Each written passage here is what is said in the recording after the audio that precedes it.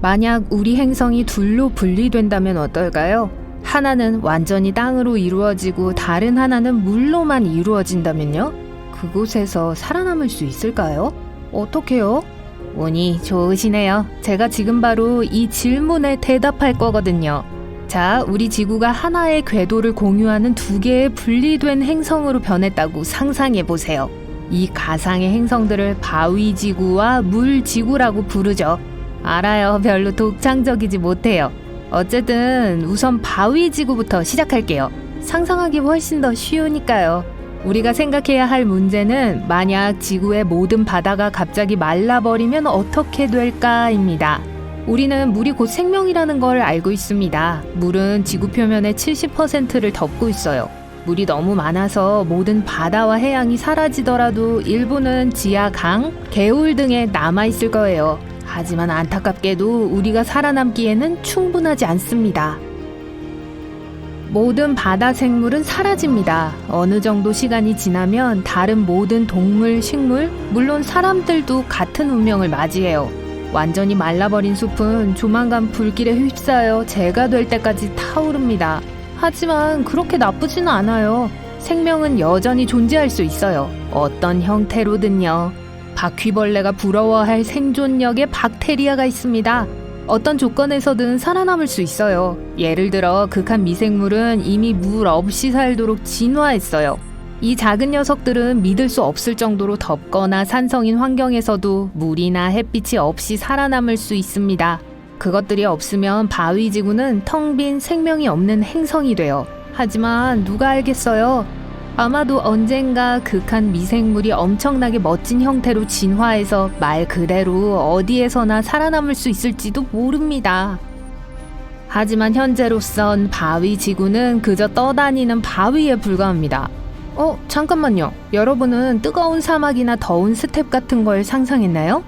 깜짝 놀랄 거예요. 바위지구는 사실 극도로 추워요. 보시다시피 물이 없다면 대기도 없을 겁니다. 대기는 수소와 산소를 포함한 다양한 가스가 모여서 구성돼요. 수소와 산소가 없다면, 물이 없으면 대기도 없어요. 우리가 필요로 하는 모든 열을 축적하는 것이 대기이기 때문에 대기가 없다면 지구는 매우 추울 거예요. 추운 곳과 덜 추운 곳의 대비는 매우 심할 거예요. 물은 기본적으로 기후 안정제예요. 바다는 거의 모든 열을 태양으로부터 흡수합니다. 바다는 그 열을 지구 전체에 고르게 분포해서 너무 춥거나 너무 뜨거워지지 않도록 해요. 그래서 그게 없다면 바위지구는 점점 차가운 사막으로 변할 겁니다. 이 행성의 평균 기온은 약 영하 73도예요. 양극지방은 모두 온도가 영하 184도 정도로 매우 낮아요. 그리고 가장 따뜻한 곳에서도 영하 6도를 넘지 않습니다. 이 따뜻한 장소들은 이전에는 바다였는데 말라버린 깊은 곳이 지구의 뜨거운 중심부에 훨씬 더 가까이 위치해 있기 때문이에요. 잠깐, 그렇다고 눈으로 뒤덮인 모습을 상상하지는 마세요. 물이 전혀 없다고 말했죠? 그냥 아주 차가운 바위예요. 이 시점에서 우리는 달의 더 큰 갈색 버전일 뿐입니다. 결국 달은 기본적으로 물이 없는 지구의 한 조각이니까요. 하지만 화산은 어떨까요? 기본적으로 온기를 제공할 수 있는 마지막 희망 아닐까요?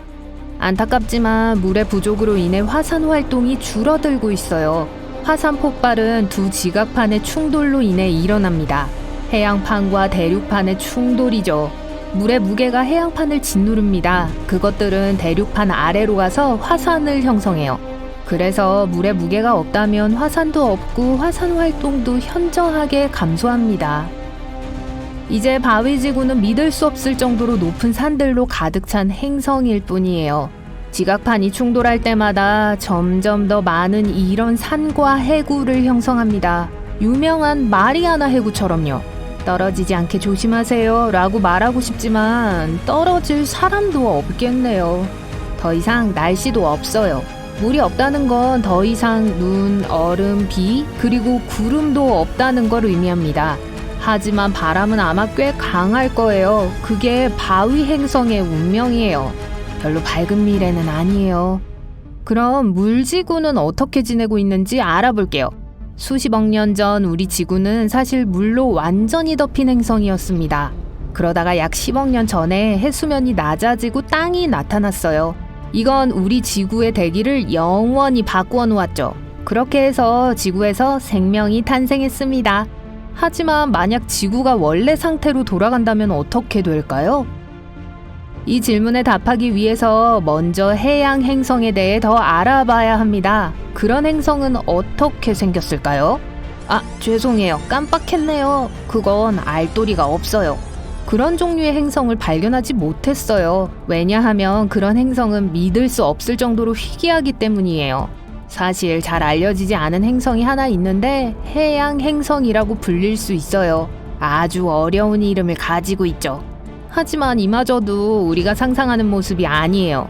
그 행성에 있는 물은 매우 이상하고 독특한 상태입니다. 과학자들은 이것을 뜨거운 얼음 또는 초액체 물이라고 불렀고 이전에 이런 걸 본 적이 없어요. 일반적으로 여러 가지 물리적 이유로 인해 실제 해양 행성을 찾는 건 매우 어렵습니다.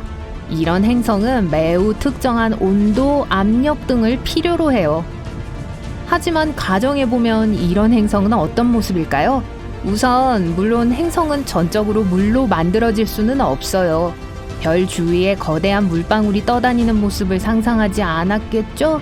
행성은 여전히 중심 핵과 일종의 토대를 가진 행성이어야 합니다. 이전 지구의 모든 물이 하나의 거대하고 바닷물 대양으로 합쳐졌다고 상상해보죠. 와, 바다 생물들에게 천국 같은 곳일 거예요. 하지만 나머지 우리에겐 그렇지 않아요. 물고기를 제외하고 이 상황에서 살아남을 수 있는 유일한 동물은 아마도 헤엄치고 물고기를 먹고 사는 새들일 거예요. 해수면이 크게 상승하더라도 적어도 몇 개의 섬이 물 위에 남아있을 거예요. 그런 섬들은 에베레스트 산과 같은 거대한 산의 봉우리겠죠. 그래서 새들이 그곳에 둥지를 튼다면 얼마 동안은 살아남을 수 있어요. 하지만 여러분과 저는 어떨까요?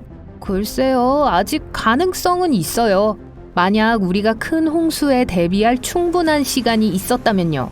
거대한 잠수함이나 거대한 배에서 안전하게 지낼 수 있습니다. 배에서 식량을 기르고 바다에서 물고기를 잡을 수 있어요. 하지만 에베레스트 섬이 없다면 오래가지 못할 거예요.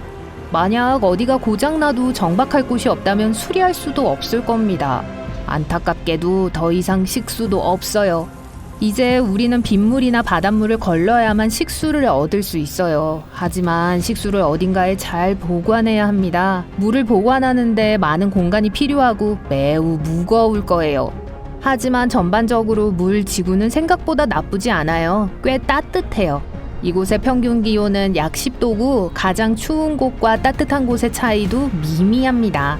극지방은 영하 29도, 적도지방은 21도예요. 바위지구와 비교하면 전혀 나쁘지 않아요. 물지구는 또한 지구보다 약간 더 클 거예요. 물의 부피 때문이죠. 반대로 행성의 밀도는 상당히 낮을 겁니다. 중력도 조금 더 약해질 수 있어요.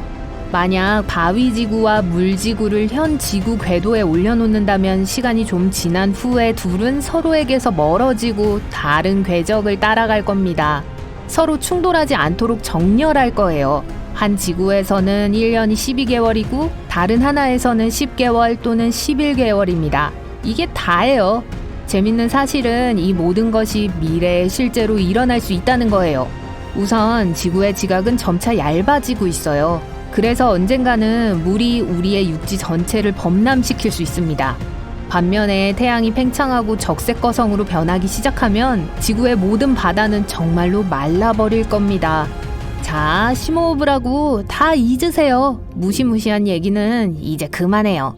그렇게 먼 미래에 대해 걱정하는 건 시간 낭비예요. 오늘 현재 지갑을 어디 뒀는지도 기억을 못하면서 말이죠. 분명히 여기 뒀는데...